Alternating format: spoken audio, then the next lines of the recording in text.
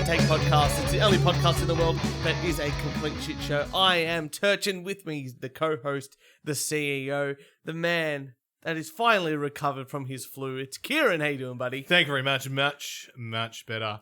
And it was worse than COVID. It was worse than COVID. It was worse than COVID. You know what? You got that episode 184 out a little bit later. I'll give it to you. You were sick. But then Jess was listening to it. And then she goes, it's great because it was delayed so much. And then you guys both got breaking news. Dave Chappelle got hit on stage. It's now 3 weeks late. And I'm like, God damn it. Why couldn't it be a different episode? But this is what makes the show hilarious and great and wonderful. And thank you, Jess, for being a continual supporter of our crap that we do. It's amazing that we can go through these so badly and just still listens. Still listens. Oh. I mean, she's now married you, Turch. So her commitment to listening is now over. It's true. Yeah. It's true. I don't know what you said, but true. Yeah. Kieran, I got a whole bunch of shit happened to me over the last couple of weeks, and ever since I saw you on Saturday for drinks. Here's one for you. Mm-hmm.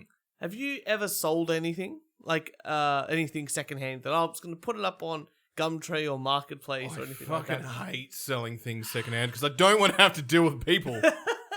Well, I think the worst kind of people of all are musicians. Because musicians are all poor. Right? They're all poor and they're all as dumb as fucking doorknobs, right? So I'm trying to sell, if anyone is interested, I'm trying to sell Electro Harmonix POG 2 octave generator, which is a fantastic pedal. I'm also trying to sell two Boss pedals, a GE7 and a CS1, both from the 1980s, collectible vintage pedals. Okay, number one, no idea what you just said. You could have been speaking Star Wars for all I'm concerned. Yeah. And what's wrong with them?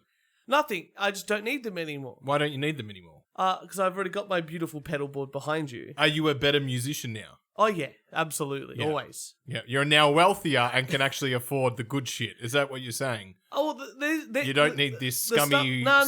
Well, the stuff I've got... 4.76 Auto Blast. The stuff I've got, those three pedals combined, is like $900 to $1,000 worth of guitar pedals. Mm-hmm. Right? But I just don't need them anymore. And I just don't... If I don't need it... How much does the insurance think they're worth? $5,000, $6,000? Oh, yeah. It's impossible to really do. Market value. I'm basically... Even though I'm selling these pedals at half the price of what they... Like, brand new. Yeah.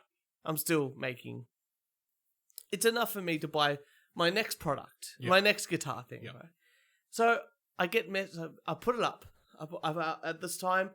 Is it on the Gumtree? No, it's on the Facebook Marketplace. Facebook Marketplace. So I put up there. I'm selling the most genuine, best marketplace in the world. Yeah. I'm selling it in a guitar buy-sell swap group. That's usually pretty good. I've bought stuff from there very good. Is there a moderator?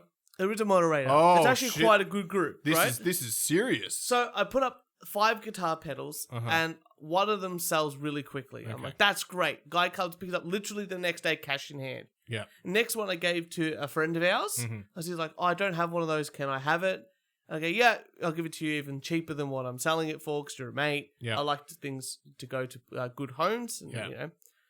And, and then, so I'm waiting other things that people are asking about them. But then you get like really stupid things. Like I sold this overdrive pedal, right? And I update the thing. I update the post saying this one's sold. Very clear. Sold. Clear if you read just a little bit. If you have any sort of reading comprehension skills. Yeah. So, this guy messaged me, goes, I'm coming, I want to come today and pick up this pedal. Which is already sold. Yeah. And I go, hey, thanks for that. That pedal's already sold. But if you're interested in any of the other pedals, let me know. And he goes, I've got the money. Oh no, I'll pay you more. I want that pedal. And I went, well, too bad. I don't have it. So you're going to have to get it off someone else. But other people will be like, oh, I'm really interested in, especially the POG 2.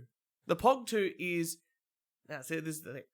I bought it 8 years ago for $400. Is this like an iPhone 2? Is this... Help me out with an analogy here, Turch. This is the creme de la creme of octave pedals. Okay. So it makes... So you play a note, and it plays the octave down. Yeah. So it'll be like and then it'll be like oh, and then it'll do one down below it, and the octave up, like and octave higher than that, and you can add all these effects to it, and then you can program it. It's a really good pedal. Okay. Right. Too much functionality. Not too much. So too many functions for me, and I don't need it to do a whole bunch of stuff. I got a simplified pedal to do what I need to do. But creme de la creme. Bought it 9 years ago from the US for $450. Then they're selling in Australia now for $900. Oh wow! Okay, all right. So I'm selling it for $450. For $550. $550. All right. Okay. You know, and I figure that's fair because it's still $350 less than the market value. Which I think it's a fair thing. Right? A fair thing. And I make money, and it works out great. That's what happens. You hold on to assets. You know, it's a long game. It's a long game, right? You can't just. You mean you're not being a socialist and giving it away? No, absolutely not. I want to fund the next project, And so people will be like, who come up to me, I want that pedal. I'll give you $500 for it. I go, well, no, the price is $550. Very simple. Oh, okay. And you haven't put ONO. No, this is the price. The price is just... The price is there, so there's no or nearest offer. Yeah. Anyway, and even today I got a comment saying, hey, would you like to... Are you interested in a trade for this beautiful watch? And I'm just like... He's like, it's worth between $400 and $600. I'm like, look, I'm really interested in the cash. How about you sell the watch? And when you get the cash...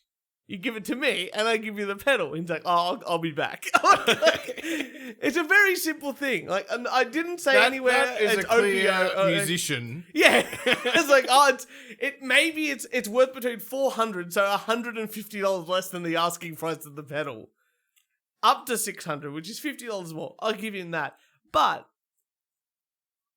I don't know that. I don't know the price of watches. And no one knows the price of watches.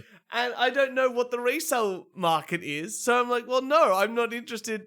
I'm interested in cash. that beautiful... You're Italian. You like cash. You know what? Wouldn't you prefer... I bet you if I got a sledgehammer right now and I sledged a hole in that wall over there, the plaster, there's just going to be cash. There's always... Buried behind the plaster. There's always money in the grooming salon. There's always money in the banana stand. Here's another one for you. By the way, I just have to say this drink. It's great. From Craft and Co. in Collingwood. The Amato? Yeah. Yeah, it's amazing. Could do with a bit of orange. Yeah, it does need a little bit of orange. But I will forgive that. Yeah. It's pretty good. Here's another one for you. I went out with Jess's family for Mother's Day. This was a while ago. But I've had this written down for so long. And afterwards, and we do like a painting thing, like a Bob Ross thing. Did you review this afterwards? Because you never review anything on Mother's Day.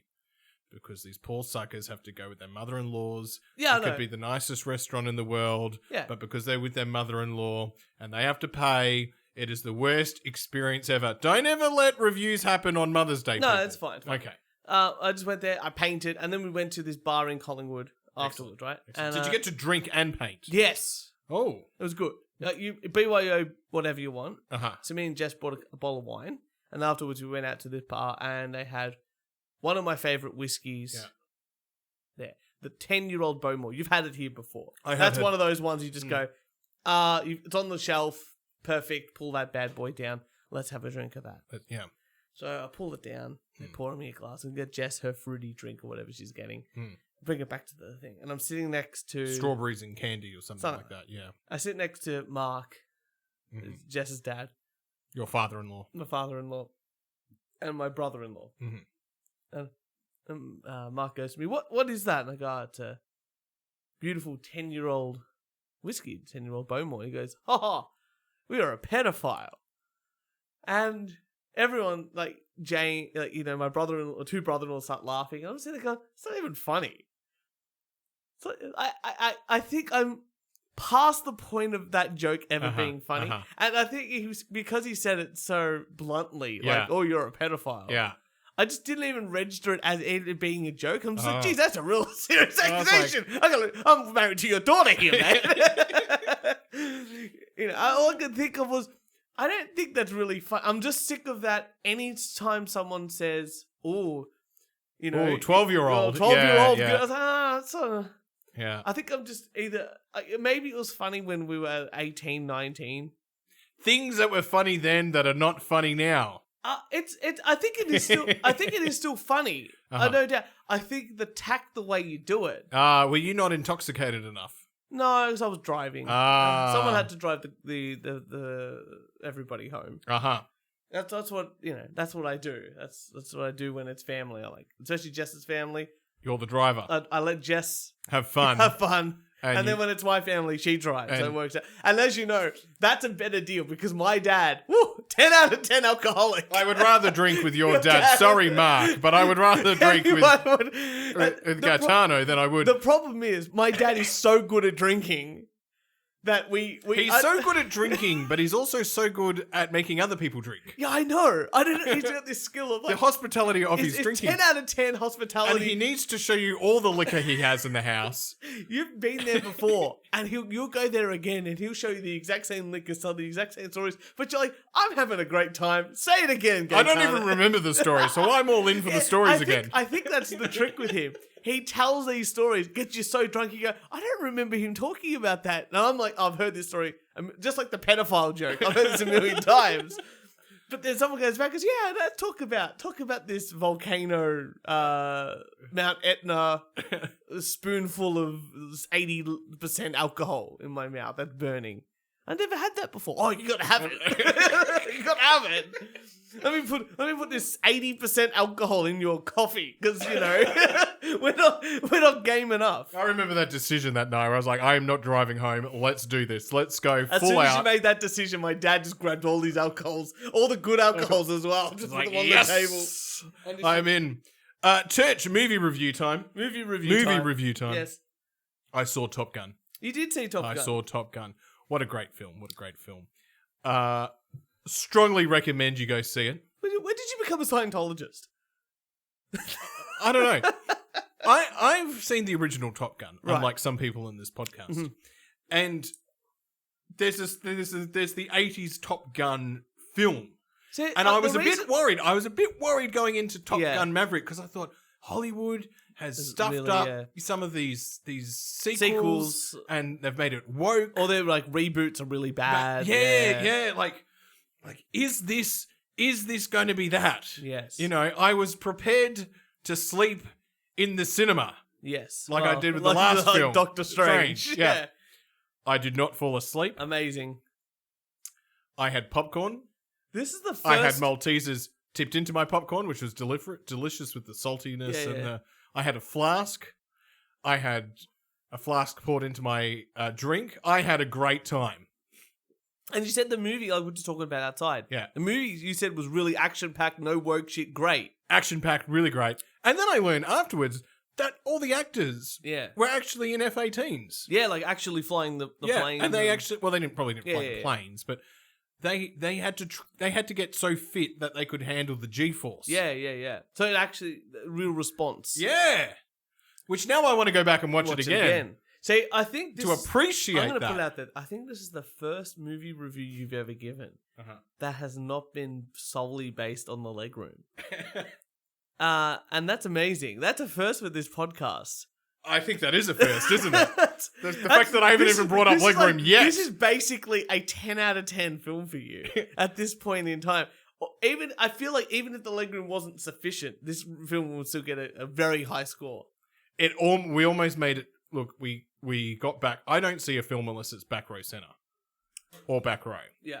I just have this uncomfortable. I need the security of the wall behind me. And that I can see. You say that, but when we saw The Room, we had people behind us. We did. And that one guy was just... had one note jokes all night. Like, at least we were trying to be funny with other jokes, but he was just being just hitting those one-noters over the whole period of time. So I'm saying go see Top Top Gun Maverick. I'm feeling like it sounds Now, good. I know you got some gifts for your engagement party. You probably got a couple of movie passes, maybe a gold pass. If Jess doesn't want to go, I'm more than happy to go. I'm more than happy to take a couple off your hand if you can't get through them. Well, we'll see what we can do. We can go as a triple. Jess goes. We get all these. We're having a look through all our gifts because we're going to use one of them this Friday. And Jess goes to me, "Oh, we've got all these gold class cinema things." I'm like, "That sounds great. Let's go." I go, "What do you want to see?" She goes, "We should go see the Sonic 2." I'm like, I'm gonna be honest, babe. I'm pretty sure that film is not in gold class. Like they select certain films. Yes, because they need people to buy the wine and the food. And I don't think the second Sonic film is going to hit that gold class clientele potentially. I know we will. But we've already got prepaid tickets, so they're not making any money. Yeah. They've already got their money. It's like an IOU over there. The only thing I was very disappointed was that the cinema was actually quite packed, so the candy line took a while, which I was like, this is why I need to go back to gold to gold class, so I don't have to wait. I can be served on. Yeah. I'm gonna rant about something. It's more of a problem. And I'm gonna call this universally accepted price gouging. UAP. Yeah. Universally accepted price. UAPG. So, across the board, as soon as there's price gouging happening, everyone hates it. Like, it could be anything. Like, remember the RAT test, like the rapid antigen tests? Like, they were, like, people jacking up the price, and everyone's like, no, you can't do that. Or, petrol when it goes up, it's like, oh, what's going on?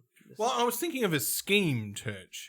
What we should do is get a couple of containers, some of those oil barrels. Yeah. We'll go to the petrol station. We'll fill them up with oil. You're not allowed to watch anymore. Always Sunny in Philadelphia. And then we'll sell it in 6 months and profit. No, the Ukraine war will be over by then. Everything will be cheaper. But then there's one time of year where we all universally agree that price gouging is fine. In fact, there's two, but the cause of it is the same. Right. The 2 times a year that we're happy to pay more for everything is Mother's Day and Valentine's Day. For some reason, it's completely acceptable to pay 2 to 3 times more for the same dinner at both of those times that you would at any other day of the year. Even Christmas Day is cheaper for that same dinner as it is on Mother's Day and Valentine's Day. I can tell you. I don't understand why, as a society, we put up with it. Like, I know we've got to take people out and do this all the time, but I can understand why they can price gouge. But I don't understand if the government's not good for anything else. Like, we know they have to do it. And if the patriarchy really is real, why aren't they going, no, on Mother's Day, everything is half price? Because no matter what you do, as you said, no matter what you do for your mother or your mother-in-law, they're not going to be happy with whatever you get them. Lies, and more lies. You know why it's expensive? Because on Valentine's Day or Mother's Day, they're not paying. Yeah. And that's what's the most annoying part. You're like, oh, yeah, the meal that's usually $80 now is $120, and also you're paying not only for your own dinner but for your mother-in-law's dinner as well. And you can't not pay for the father. So suddenly you've got to pay for everyone at the table. At the table, you're like, wait a fucking second. And this is why. What do I get out of this? This is why this best restaurant in the world is now the shittest restaurant. Yeah, exactly right. So women are the cause of this, and we have the power to make this right in the world. I think, Turch, you should run as an independent for the upcoming state election. You probably should. What's your platform? Price gouging illegal on Mother's Day and Valentine's Day. Every guy will be like, fuck, that's the one. I think the policy needs to be as stupid as that, and then you'll get in. I know. It's one of those. It's like, why we go around like flowers like every day. Even the flowers for the wedding, right? We had the faux wedding in November. We paid for those and fine. And then we said, oh, we're moving our wedding date to February because that's the next time. I'm like, oh, sorry to say, all during February, prices are 50% more. And you're like, sorry, what? Why? Oh, well, it's Valentine's Day. How is that my problem? I'm ordering the same flowers. Don't get married during February. Well, yeah, I didn't even get married. The worst part is I didn't even get married in February. Supply and demand, Turch. It's economics. But they know that the flowers, more flowers are needed during that time. The farmers should be growing more for that time. Maybe not. Or maybe they can price gouge. And it should be illegal on those days. Every other time, that one day it'll be a dip in the market, like every other day. Just charge $1 extra per flower the rest of the year, and that'll make up for it. No one will notice it then. But that one day, you're suddenly like, why is a bouquet of flowers $190 when usually it's like $100? Motherfuckers. I don't understand why we universally accepted price gouging. If we owned the flower shop, Turch, mind you, there's a 24-hour flower shop. Oh, that's a front. Come on, that 20. Who needs 24-hour flowers? I can only think of it if you're part like what? Drive through 24-hour flowers. That has to be a drug front. I can only think of it if you are going to visit someone in the hospital that's just had a baby late at night. Or something like that. Or you're driving home and you're a shift worker. You pick up something. Other than that, probably a drug front. Most likely a drug front. Or they're just trying to sell saffron. I got one more. You got one more? I got so much. Oh my God. Here's one. Please, this is your therapy too. Oh, I got to. This is therapy time. I know, but the good thing is you're just like, actually, I agree with all the things you're saying. This is actually quite good. Usually therapists like, no, we're gonna rework this, get you better. You're like, no. Price gouging on Mother's Day. I'm not for this at all. Why is it that over time, architecture has become really fucking ugly? Do you know what? I have thought about this multiple times over a couple of years. Yeah. And I'm really glad you've brought this in. Thank you. I've been to lots of places in Europe. I've been to lots of places in Asia, and all these old buildings, like even built 100 years ago. Photo frames. Beautiful. Used to be beautiful. Photo frames today are just squares, boring, like this black, like there's the album art is what's the important part, but the frames, but buildings.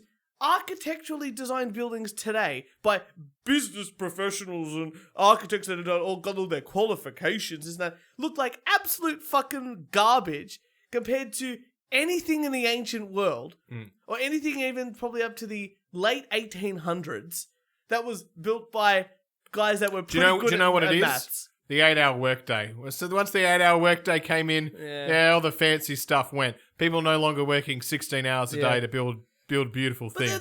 But the art, I went to Germany, right? And in Germany, they were bombed by the British. Yeah. Right? In Hamburg. And did you eat a hamburger in Hamburg? I did. I ate it was a venison burger. It was delicious. Okay. Really juicy. Pretty sure it was venison.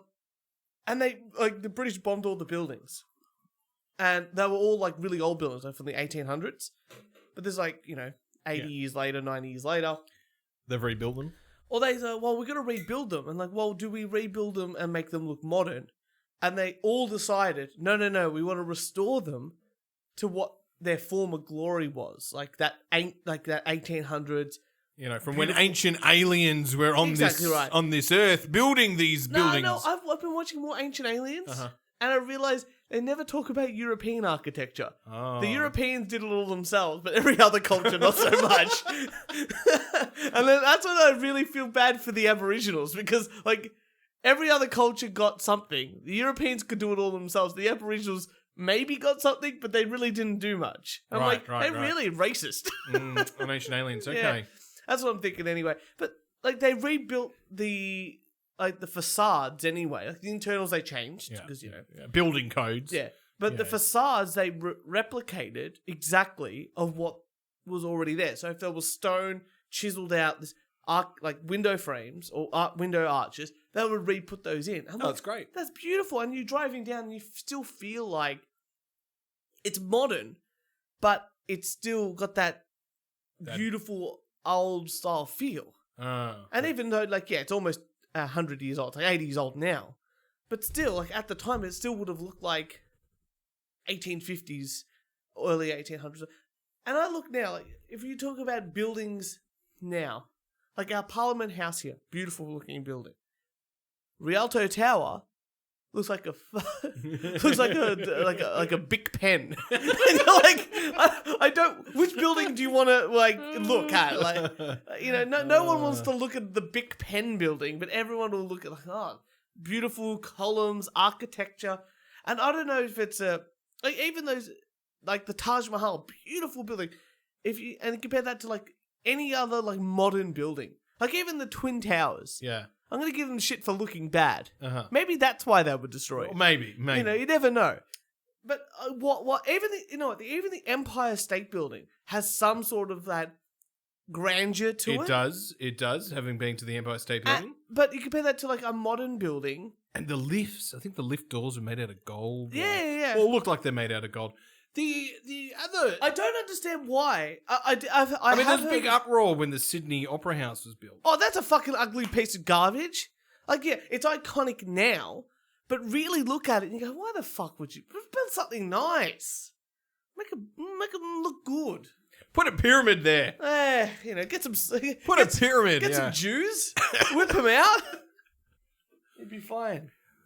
But I have heard a theory that modern architecture is about being bland, square, all that sort of thing, to actually depress people. Oh, right, and right. I've heard that from, like, if you make architecture look like that, people be more dreary, more, like, it might be like a... That's a nice conspiracy theory. Good conspiracy theory. Good conspiracy theory. I can kind of see that. Like, if you walk through certain parts of the city, you're like, oh, this is pretty depressing. There's all those glass buildings. Oh. Yeah, but you look at, like, again, Parliament House, or remember the front of the Forum? The front of the Forum. Yeah, but the old Melbourne jail. Yeah, like those bluestone buildings or something. But then you look at Fed Square, and you're like, oh, fucking hell, what a... Everyone, even when that was built, people go, that's a fucking eyesore. Flinders Street Station, beautiful looking station. And then it's next to the eyesore of Fed Square. Fed Square. Or you go to the next station, which is Southern Cross, and you're like, oh, fuck, which retard built this? And it's all... the wavy roof? Yeah. The weird wavy roof? Oh. Yeah. Flinders Street Station has a ballroom? Yes, it does. Because it was... it used to be a gym. Yeah. And, even those down the line, down Flinders Street, those... Like, there's a gym that has like that beautiful architecture. I'm like, it's beautiful. There's a bookstore, adult bookstore as well. There's the gym. There's a hairdresser. Yeah. It's all very nice. I don't know. Modern architecture. I don't understand how we can get it so wrong. Anyway, Kieran, you got some news for us? I do. You got a rant? Maybe you got a rant. I don't know. No, I'm so glad I come in. I'm like, modern architecture. Yeah, fuck that shit. Yeah, too. Fuck that shit too. No, I'm just sick of houses all looking the same. Yeah, like real estate, like modern, what's it called? Like the housing developments. Yeah, all the same. They're all the same. All the same. All the same. Yeah, it's boring. At least if you go to like Thomastown, all the wog houses, they all look like wog houses, but their columns and the lions are different places on the property. There are a few wog houses around where I live. Yeah. And I do admire them. They're great. I do. I'm sorry to say. And the gardens are pristine. Yeah. When they've spent the time to make those hedges like balls? Yeah. And you're like, man, that's a waste of time. But it looks so good. So good. Oh, no, it's pretty great. Strippers can apparently better forecast the market than your finance, bro. I did hear about this. Please tell me how.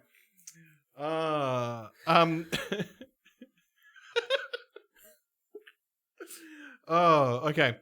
The strip club is sadly a leading indicator, and I can promise y'all we are in a recession. Yeah. Basically, in a series of recent posts by a stripper,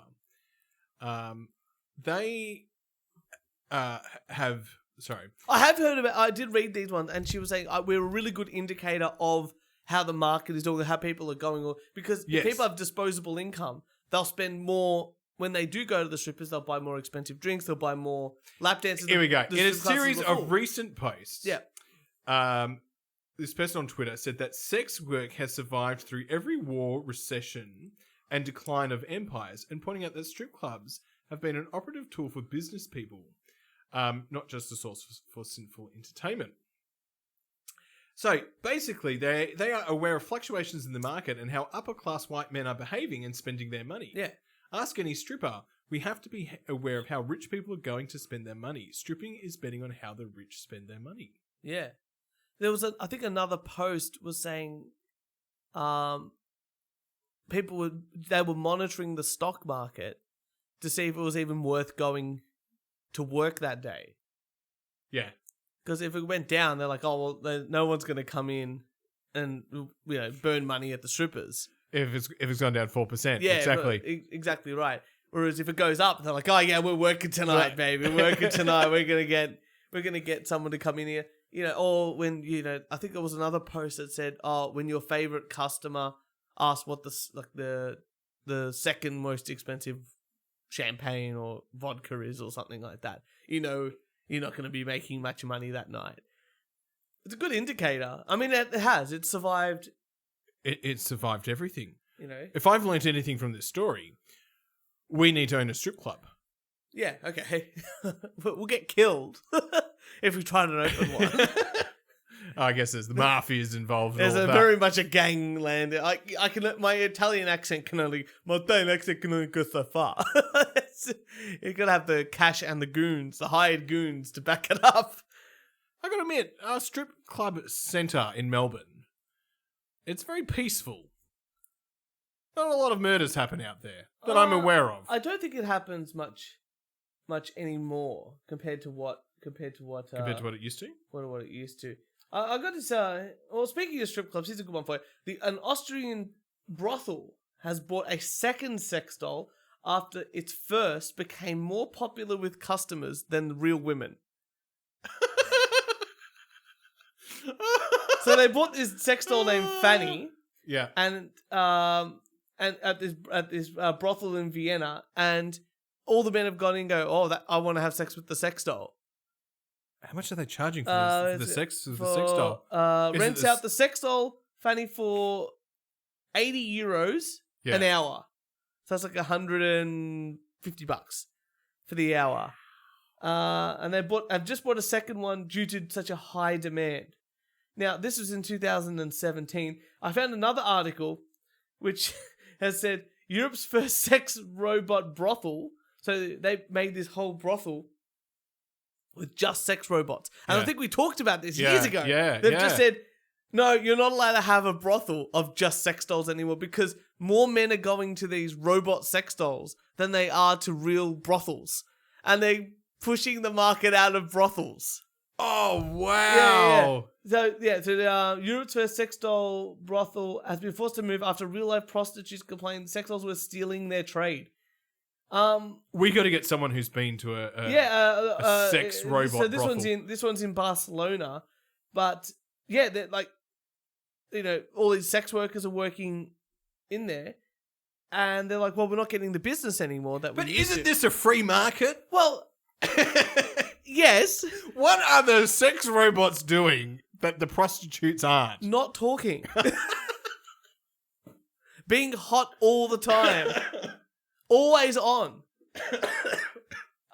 Never giving STDs. Like, look at that. Like, how can you compete? Oh. Actually, they're not bad. That's a pretty, Yeah, that's... And they could actually, if you're just putting your dick in, look at that. Look at that. That's way, like, usually there's an uncanny valley with faces, but that is like, you have a couple of beers, and you're fine like that. And for $150, that's Lily, by the way. So there you go. I wonder if they can also tell what's happening in the market. I don't know. But anyway, the dolls cost about £5,000 to make. And yeah, you can for 2 hours in Spain at least, it's 120 £105 to 120 euros. But there you go. But you know what? Remember back in the day, like all these people in coal industry and all these other industries were like, oh, we're gonna lose our jobs if we, move out, or like if they close down coal mines and stuff. And I was like, well, why don't you just learn to code? Why don't you just learn like another trade? Or prostitutes. Why don't you just learn to code? Finally, there's something to disrupt the prostitution. Oh, it must be amazing to think that you giving all of your body and basically ruining your brain to get money. Yeah. And what people used to think was an easy way to get money has now been gone, no, the sex bots do it. The sex bots do way it better. And how can you imagine if you're a pimp and now you just have sex robots? You don't need to fight them. You just what? Like I said, we already talked about just hosing them down, but also all the money goes to you. Yeah. And you don't even need like... This is some serious disruption happening here. Oh, yeah, because let's say you might have to share 50% with the woman, and now you don't. It's all to the guy or girl who owns the brothel. Wow. So, yeah, of course. Why would you hire any more women? This is amazing. This is amazing. Oh, you have AIDS? Doesn't matter. It's a sex doll. I'll just hose it down. We'll clean it. It's sanitize it. It's fine. Oh. I can't imagine that sanitizing products for, let's just say you get 10 blokes a night at €150. It's $1,500 a night. I can't imagine. Like, usually you might have to give 50% to the prostitute. I can't imagine all the cleaning products costing £750. Pounds. Yeah, No, no way. Neither. That probably costs like 20. Yeah. For the week. Yeah. Like, it takes a long time to get through Domestos. Wow. So there you go. That's a good one here. Here's a quick one for you, Kieran. I just thought I'd read the headline for you. Actually, I'll lead this one into my videos. Okay. So all right. We've got some more fat people to watch. I've got 2 more articles. Mm-hmm. Woman tries first proper meal after 23 years of only eating potato chips. Oh, God. She's a picky eater, what can I say? She lived on a diet of cheese and onion flavoured potato chip sandwiches. Oh. Chips in the sandwich, in the bread. I understand that, but out of all the flavours of chips you could choose, you choose cheese and onion. I guess that's the closest to actual food that you're going to get. Yeah. So since she's a toddler, that's all she's eaten. She's 25. Toddler? She's 25 now. Is that child abuse at that point there? She scoffed 2 packs of her favourite potato chips every day for more than 2 decades. After other foods left her feeling physically sick, she got hypnotised, and she's now eaten some other foods. Oh, that's good. Yeah. I feel really bad for her. How old is she now? Dry cereal for breakfast. Yeah. It's like a Wheat Bix. Yeah. I bet you this woman would claim... Do you know what like a super taster is? Apparently like even a drop of something. Ooh, what's a super taster? So there's apparently people out there that have like taste buds that are 10 or 20 up to 100 times more sensitive than the average person. Ooh, that's right. So when they try like different foods, they can really taste like a drop of chili will make them go, oh, it's really too hot. Yeah, right. And I think a lot of people say that they're these super tasters, but they're just people who, are annoying. Like most people. Mm. And I think she's one of these people that probably can or could have eaten whatever she wanted at one point, but she's like, oh no, I'm a super taster, I can only eat these very bland foods. And then her brain has rewired itself to go, you can only eat these. So if she does try something else, she physically feels sick. The self-fulfilling prophecy. Could be. Yes. Could be. Turch, one more article. Please. I'm going to just read out the headline. Oh, that's all I need to do. It's going to be good. Because I know exactly what you're going to say good. after I read the headline. Okay.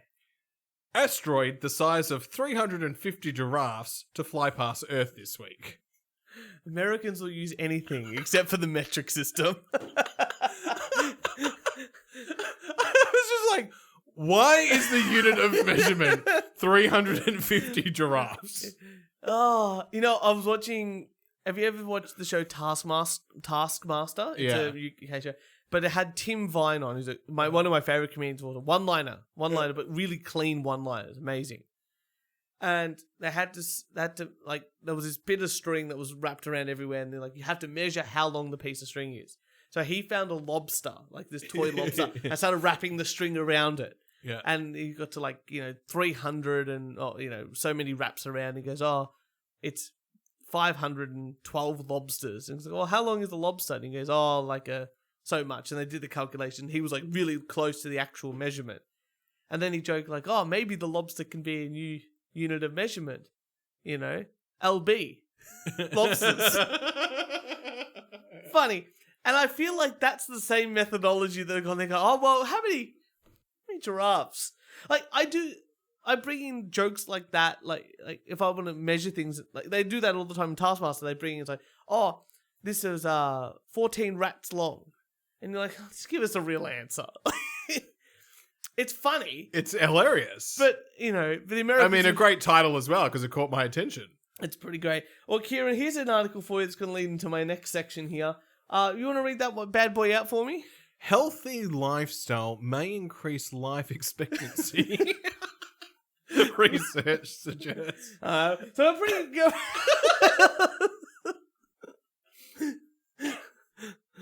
I'm so glad scientists are working hard. So here we go. We're going to talk about fat people and going on holiday again. Now, where do fat people like to go, Kieran? America. Disneyland. So let's have a look, Kieran.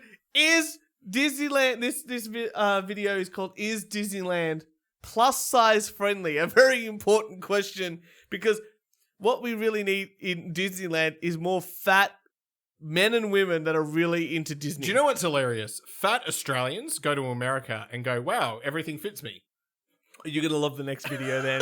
You're going to love fucking love do you know what I mean? Like, that's just yeah. Here we go. Let's say, is Disneyland plus size friendly? That's what this video is from TikTok is called. Disney really plus size friendly? Let's take a look. A lot of rides have these lap bars, and others are separated like this. However, the seatbelt does extend pretty far. Some are more spacious than others. Some queues have turnstiles like this. Thunder Mountain... So she could almost not fit in the little, turnstile thing that to get through to the ride here. ...has a lap bar, and we both fit pretty comfortably. In my experience, Disney is pretty size inclusive. There's something for everybody, and if rides are not your thing, you can always check out the amazing food that Disney has to offer. Why did she do that? And it's just pure junk. I know. I like how she's like, I'm going to go. I just love the amount of food that she's showing us. I know, it's so much food. I'm like, that is a lot. A lot of food. Yeah. They're big. I like that. She's like, is it plus size inclusive? Yeah, the rides are pretty good. And there's lots of food. I'm like, why do you do, if I was to make a parody of these kind of videos, that's what I would do at the end. And also the lollies. There's so many lollies. There's so many candies you can eat. I ate 8 fairy floss, look at how big it is. Or look, I ate, there's so much. I mean, we should really do one for you, Turch. Is it, can you go on the rides? Can I go on the rides? Yeah, height restrictions. Anything over 4'5", and that's it. I'm out. Okay, here's another one. I found this video, and this is from a woman from the Fat Lip podcast, and I'll show you the little page. Fat Lip podcast here. So they're big on fat positivity. Look at this. They've got this is on their front page. 27 sturdy chairs for fat people. Up to and beyond 500 lobsters. My body is nacho business, of course.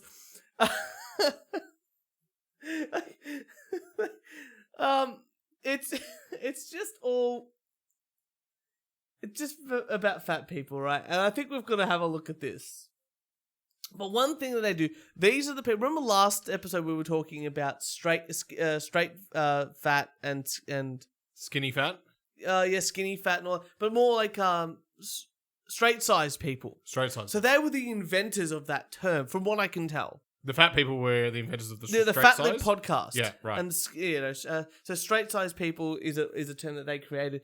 But this one here, she's one of the hosts or normal, just average, just a person, not a hippopotamus. Yeah.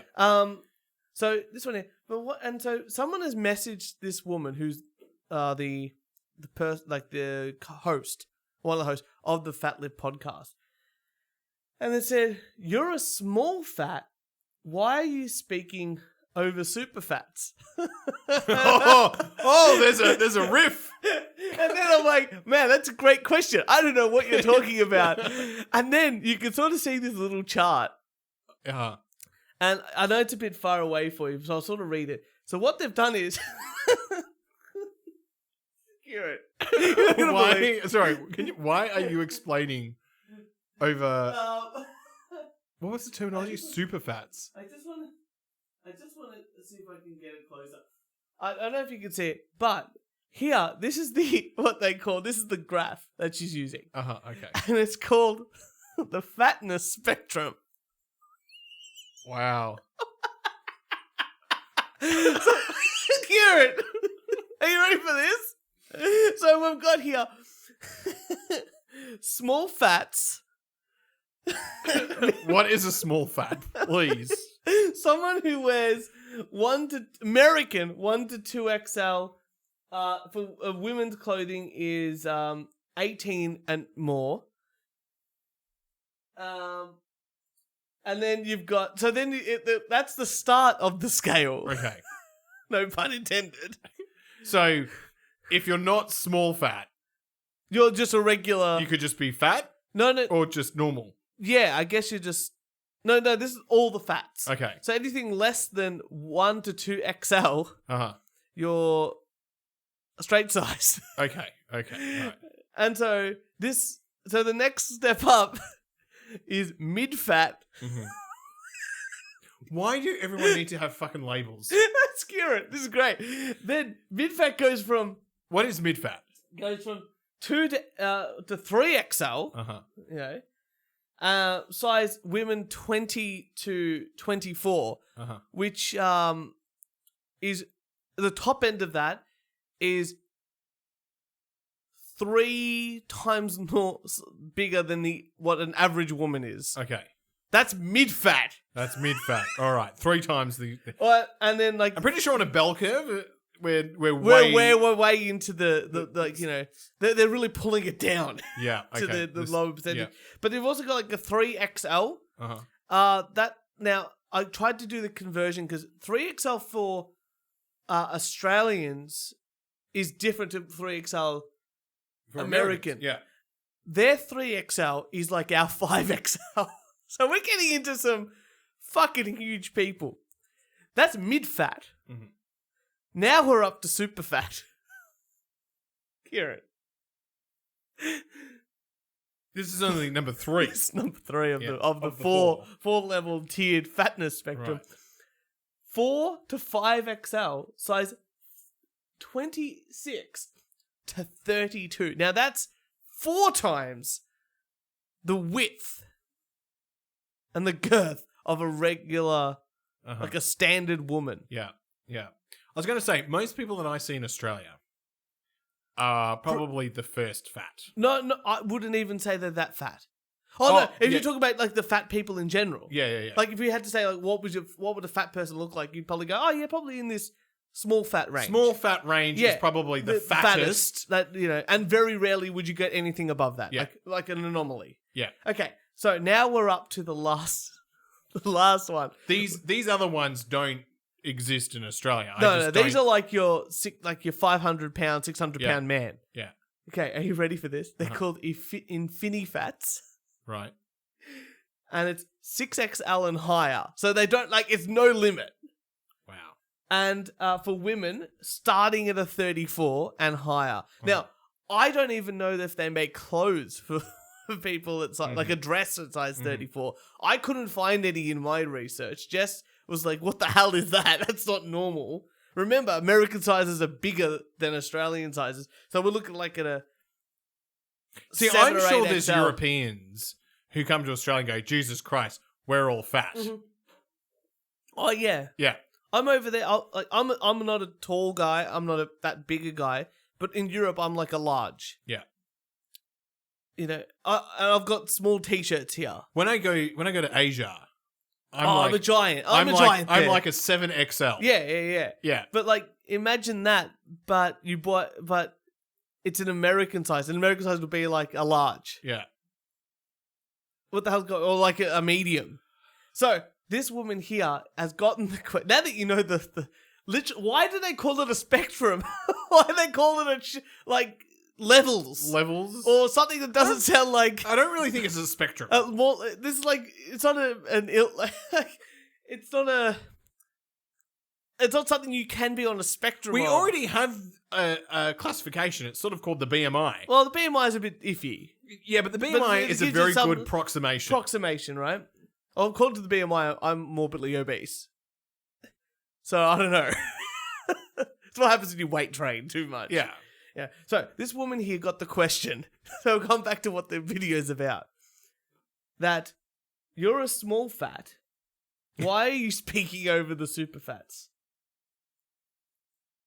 Okay, this is the fatness spectrum.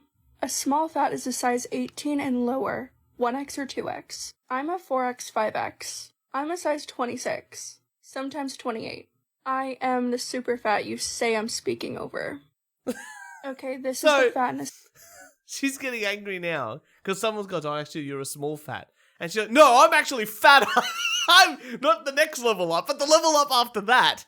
I'm talking on behalf of our super fats here. So shut up. She's so proud of being the third tier on this spectrum. Oh, Kieran, we need to listen to the Fat Lip podcast. Oh, we do need to listen to This the sounds Fat like Lip a podcast that we can do every single week, because if this is the quality that we're going to be getting every fucking week, oh my God, I have so much to say. Even now you are so excited. You're like a kid walking into a candy store. It's just, I've never seen something that I fundamentally don't agree with so much, and actually physically makes me want to just, like, right now go to the gym. Uh-huh. And, like, I want to go eat broccoli. Yeah. And not only that, Jess pointed out something. I'm with you. I'm getting the urge to go to the gym right It's now. really bad, isn't it? Yeah. Jess goes to me, oh, so, wait, straight size people. Straight isn't even the right word for it. Well, that's the thing. She goes, straight size people. And I didn't even think of this, and you're going to love it. She goes, straight size people. Does that mean, like, is she calling, like, gay people not normal now? Because if she implies straight is, like, the average, does that mean, like, gay in her things is abnormal and wrong? Yeah, It's like a really weird wording. Because straight's probably the wrong word as well. Because it indicates, like, it's a perfect, normal, like, line. Yeah. It's so bad. I'm so fascinated about everything that they're doing. It seems, mind you, I'm excited to listen to the podcast to hear what they're talking about. Uh-huh. I'm not excited to hear what's happening. You know, I have a lot of respect for people who are trying to exercise and better themselves. If I see someone at the gym who's, you know, overweight, like, you know, you can see it. Yeah. And they're really trying and they're sweating it up. Like, I went to a... good on them. I went to a HIIT class not too long ago.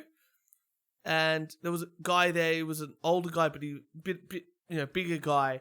And he was just working, you know, wasn't lifting a lot of weight, but he was just moving as much as he could. And you could tell, like, he was trying. I'm like, man, I respect that so much more than the guy that's, like, lifting, you know, 150 kilo, you know, bench press. Yeah. Or anything like that. Like, I would rather see you do your thing and kill it than anything else. It's just not normal.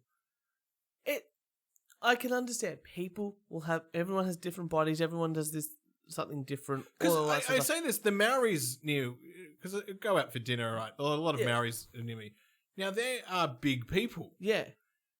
But it's also the body type. Yeah. Like the body type.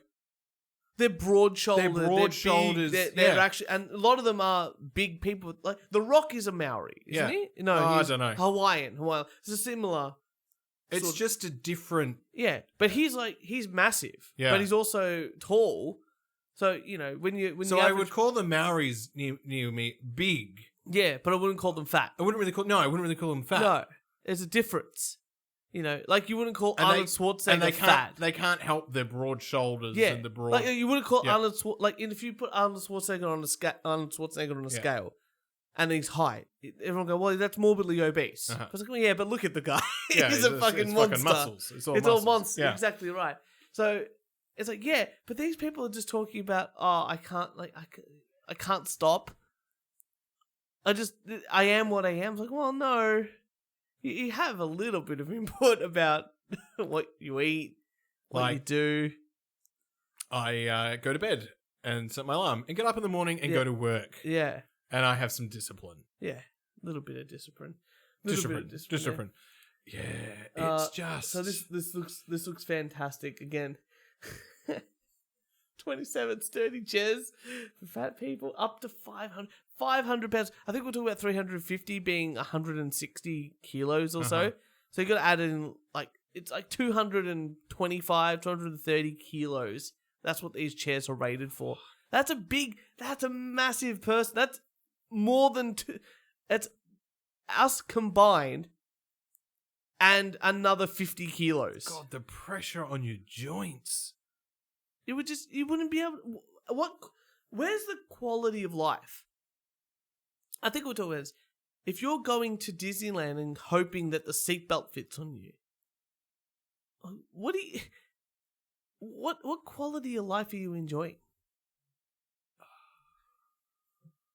Want some more news? Yeah, give me some more news. Let's go through this one here. So here's one for you. I'm a big Power Rangers guy. I've just been showing the original Mighty Morphin Power Rangers to my little nephew. Yeah. And he's loving it. Because right now he's into two things. Superheroes and dinosaurs. I'm like, wow, I've got a show for you, buddy. And he likes... Move over dinosaurs. Yeah, he's into robots. I'm like, wow, I got superheroes. I got transforming robots, dinosaurs. The Christmas play or birthday play, whichever one's sooner. What you need to do is get a giant fuck-off Power Ranger that's going to go in his room. Mm-hmm. Like a giant fuck-off Power Ranger. Oh, don't worry. Not one that he can play with. Yeah. One that's going to be in the corner of his room. Yeah. There, maybe also lights up. Yeah. That's the thing, Jess's sister always tells us what to buy him. Ignore that. I go to, and we did that for 2 years, and then I go, Jess, look, I'm a boy. I know what he wants. Yeah. And every time we've bought something that I said, that's what we're buying him. That's his favorite thing. Yeah. Because he's like, hey, that looks a bit dangerous and cool. And I like it. I like that. I like that. Yeah. And Zio, that's just like, oh, I got that for you. He's like, I like what Zio does because he does all the fun stuff. Yep, that's right. So this one, everyone is thirsty for the new non-binary Power Ranger. Now, I'm going to put it out there. If this isn't grooming... Hang on. Power Rangers are in the Power Ranger gear. Yeah. You really don't know... Okay, let's go back. If this is not grooming, I don't know what is. They're introducing non-binary weird sexual things to a kids orientated, kids who are between 7 and 10. I'm pretty sure the kids don't give a fuck. I'm pretty sure the kids go, hey, they're fighting guys in rubber suits. They believe that the guys in rubber suit monsters are real monsters that they're fighting. They believe the crappy CG. Yeah. You know what they don't care about? Do you know what's really shattering? You watch these kid film movies. Yeah. And you come back as an adult 20 years later and you watch it and you go, geez, the fucking set is all painted. Mm-hmm. I don't remember Willy Wonka because I believed it as a kid. I believed I was there. I know a lot about the Mighty Morphin Power Rangers. I think it's one of those shows that I grew up with. And as I got older, I got to rewatch it here and there. And I'm like, oh my God, the more you learn about it, the more ridiculous it gets. Yeah. The first season was 64 episodes. Oh my God, no wonder. And They basically bought footage of the Rangers from a Japanese company, filmed stuff in America of just the American kids. So when they transformed, it's the footage from Japan. Yeah. And you, as soon as you know that, you can just see like, oh, they're in a park, and suddenly they're in like a building site. Like, what's going on here? You know. And here's one for you. So talk about the non-binary Power Ranger. The Yellow Ranger in the American television show is a girl, Asian woman. And then when they transform into the Power Rangers, they get into their suits. And she's the Yellow Ranger, makes sense. But she doesn't have a skirt on. But the Pink Power Ranger, who's a girl in the American one, transforms. And she does have a skirt.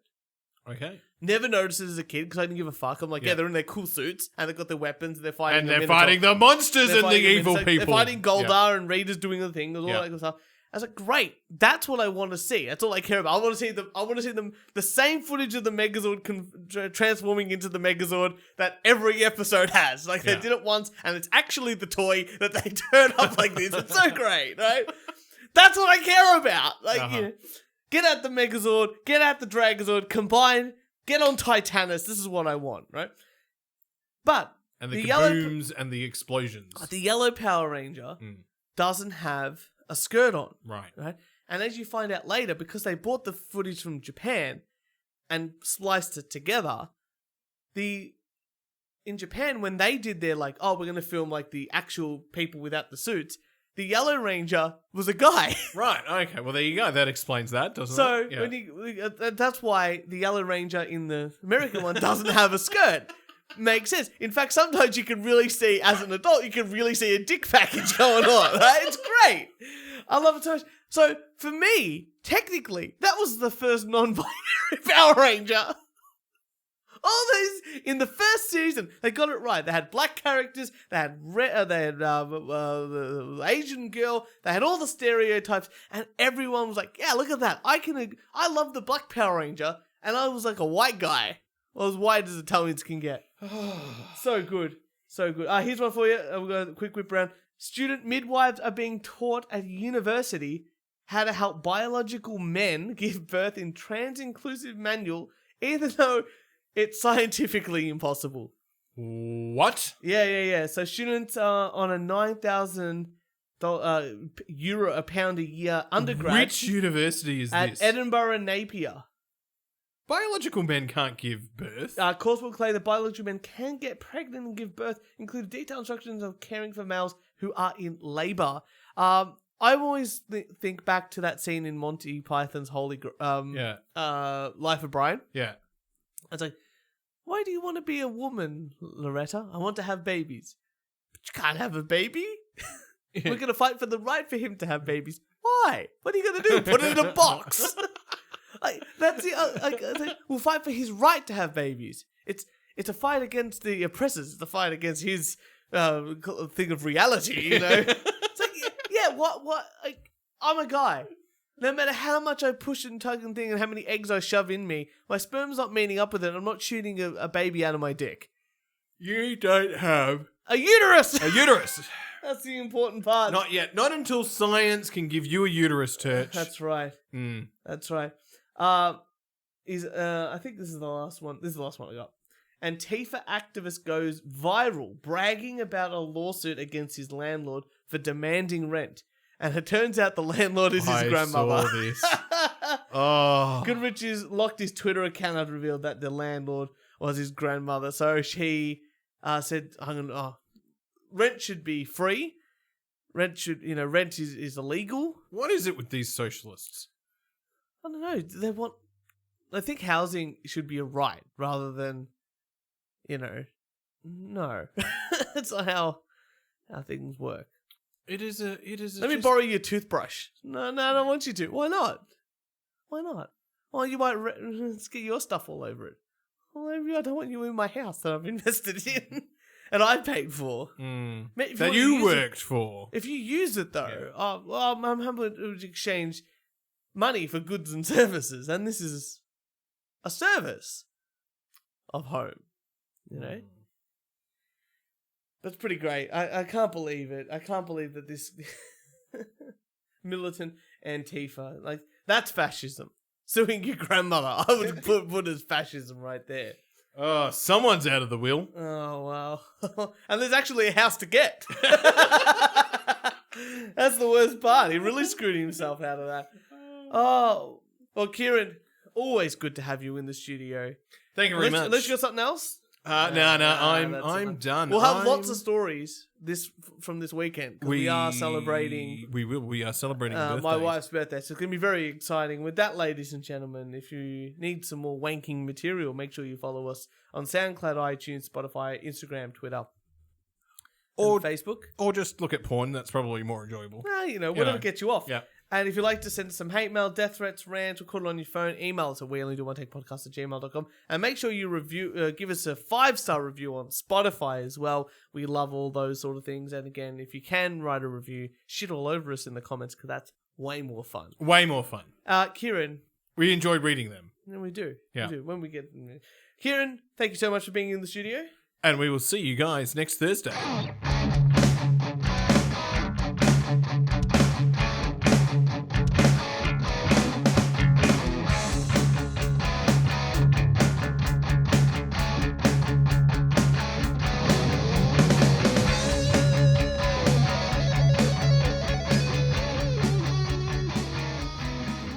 I don't know what the Power Ranger theme song is. Do do do do do do do do do do do. That's the Superman theme. What's not the Holy Grail? What's the Dun dun dun dun dun dun dun dun dun dun dun. Woke up this morning. Different Holy Grail. Come on, man. Motherfuckers, guys, come on. Give me the 5-star rating, baby. Give me the 5-star. That's all I want, baby. That's all I want. I'll fuck all the beautiful girls in the goddamn world. They'll fuck a 10-star. I just want 5. 5, baby. Just 5.